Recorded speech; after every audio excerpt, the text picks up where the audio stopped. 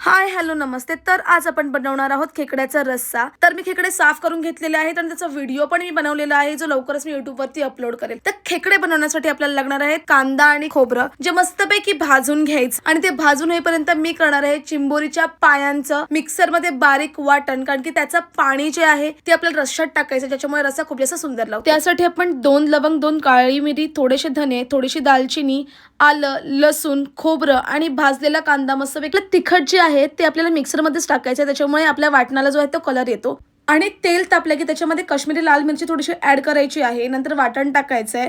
वाटणाला मस्तपैकी झाकून ठेवायचं आहे तेल सुटेपर्यंत. तेल सुटलं की त्याच्यामध्ये आपण पायांचा केलेला रस्सा टाकायचा आहे, गरम पाणी टाकायचं आहे आणि मस्तपैकी त्याला उकळी आली की त्याच्यामध्ये आपण सोडणार आहोत चिंबोरी खेकडे. त्याच्यामध्ये चिंबोऱ्या ऍड केल्याच्या नंतर आपण टाकणार आहोत चवीनुसार मीठ. तुम्ही तुमच्या अंदाजाप्रमाणे टाका, मी माझ्या अंदाजाप्रमाणे टाकते. मस्तपैकी आपल्या रश्श्याला जी तरी आलेली आहे त्याच्यानंतर चिंबोरी 15 ते 20 मिनिटं उकळल्याच्या नंतर त्याच्यामध्ये कोथिंबीर ऍड करायची, त्याला थोडंसं झाकून ठेवायचं आणि आता तयार आहे आपली चिंबोरी. कशी वाटते ते मला नक्कीच सांगा.